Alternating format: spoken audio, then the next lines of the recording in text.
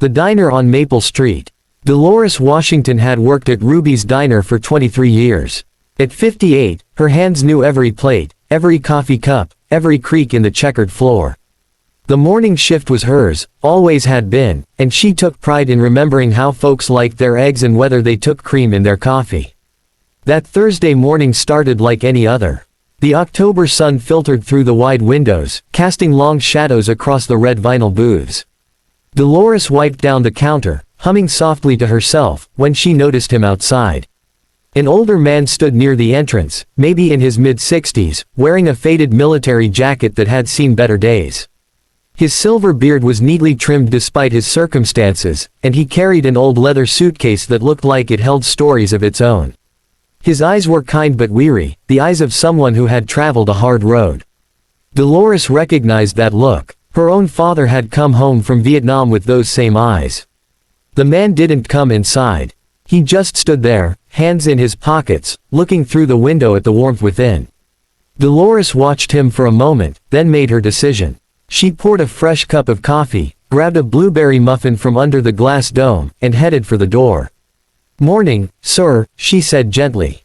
"Thought you might like something warm." The man looked up, surprise crossing his weathered face. "I don't have money to pay, ma'am." "Didn't ask for any," Dolores replied with a smile that had comforted countless souls over the years. "It's a chilly morning. Nobody should start their day cold and hungry." His eyes glistened. "Thank you. You're very kind. What's your name?" she asked. "Thomas," he said quietly. "Thomas Mercer. Well, Thomas Mercer, you take care now." Dolores went back inside, feeling the warmth that comes from doing a small kindness. She didn't notice her manager, Harold Pemberton, watching from the office doorway with narrowed eyes. The next morning, Thomas was there again. And the morning after that. Each time, Dolores brought him coffee and something to eat. They began to talk, brief conversations about the weather, about the changing leaves, about small things that mattered in the moment. "I was a teacher once," Thomas told her on the third day. "History. Loved every minute of it." "What happened?" Dolores asked gently. "Life," he said with a sad smile. "Bad choices, worse luck. Lost my wife, then my job, then my home. One thing led to another." Dolores nodded. She understood that life didn't always follow the path you planned. On Friday morning, everything changed. Harold Pemberton, the diner's manager, was a broad man in his early 50s who wore expensive suits and carried himself with the air of someone who had never missed a meal. He arrived earlier than usual, his face already red with irritation. Dolores was at the counter when Harold's voice boomed across the diner. "What is that doing outside my establishment?" She turned to see him pointing at Thomas through the window. "His name is Thomas, Mr. Pemberton. He's just a man trying to get by. He's driving away customers," Harold snapped. "Look at him. He's bad for business. He's not bothering anyone," Dolores said calmly, though her heart was beginning to race. "I've seen you giving him food," Harold continued, his voice rising. "That's stealing from this diner." "I pay for what I give him," Dolores replied firmly. "Check the register if you don't believe me." But Harold was already moving toward the door, his face twisted with anger. Dolores felt a chill run through her. She'd seen that look before, the look of someone about to do something cruel. Harold stormed outside. Through the window, Dolores and the other patrons watched as he began yelling at Thomas, jabbing his finger in the air, his face growing redder with each word. Thomas stood quietly, taking the abuse with dignity, his hands clutched around his old suitcase. That's when Dolores made her choice. She untied her apron, set it on the counter, and walked outside. Her coworker, Sarah, called after her, but Dolores kept walking. "Mr. Pemberton," she said firmly, stepping between him and Thomas. "That's enough. Get back inside, Dolores. This doesn't concern you. It concerns me plenty. This man has done nothing wrong. You're treating him like he's not even human. He's a vagrant," Harold spat. "And if you keep defending him, you can join him on the street." The diner had gone silent. Even the traffic seemed to pause. Dolores looked at Thomas, at his quiet dignity despite the humiliation. She thought about her father, about all the people she'd known who'd fallen on hard times through no real fault of their own. She thought about what kind of person she wanted to be. "Then I guess that's what I'll do," she said softly. Harold's eyes widened. "You're fired. Clear out your locker and don't come back." Dolores felt tears sting her eyes, but she held her head high. 23 years, gone in a moment. But some things mattered more than a paycheck. Thomas touched her arm gently. "You didn't have to do that."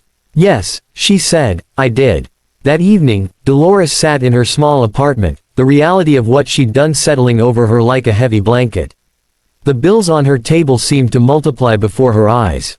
At 58, finding another job wouldn't be easy. Fear whispered in her ear, but she pushed it away. She'd done the right thing. She had to believe that mattered. The next morning, Dolores was sitting by her window with her coffee when she heard a car pull up outside.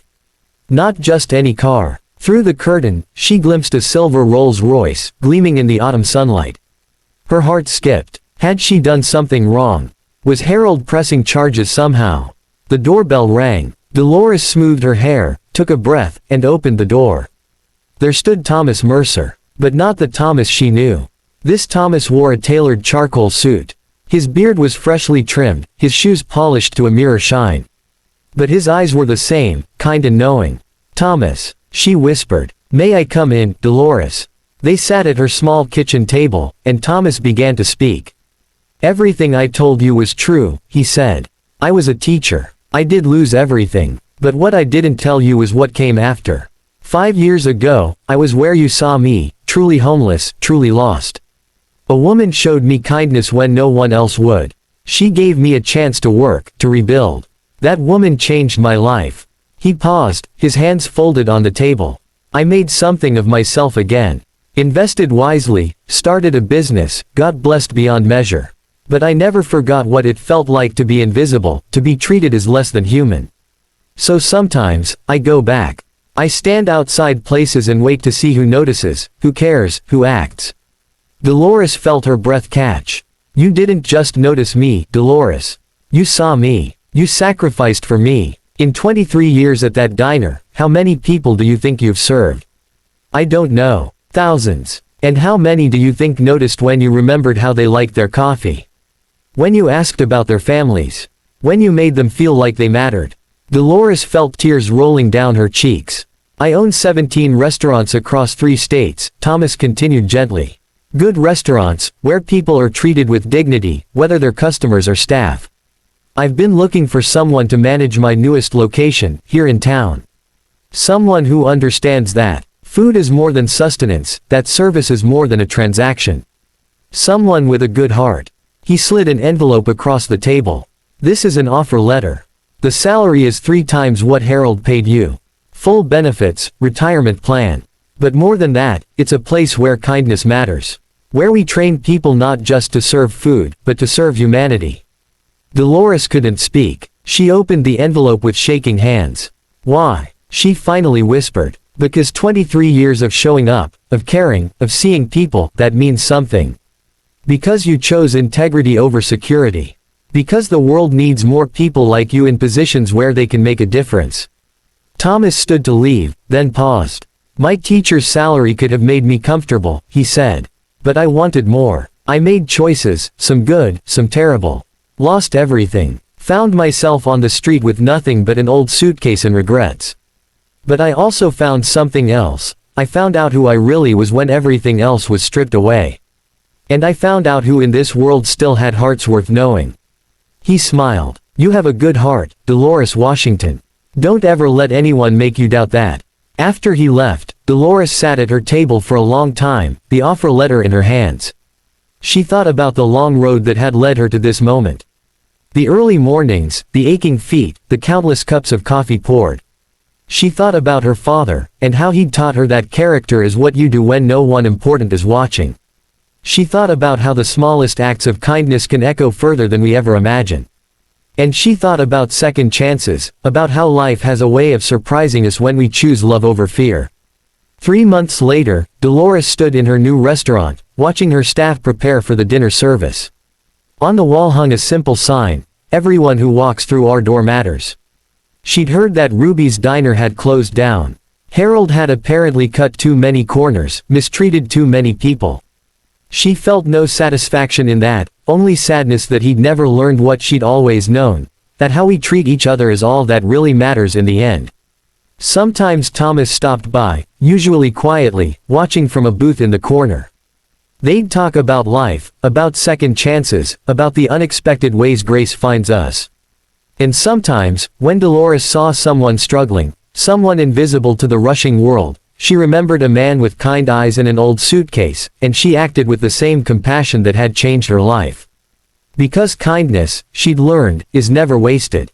It travels in ways we cannot see, touching lives we may never know about, creating ripples that spread far beyond our understanding. And in the end, it's all that really matters. If this story touched your heart, please like, share, and subscribe to the Black Voices. Leave a comment below telling us about a time when a small act of kindness made a big difference in your life. Your story might inspire someone else today.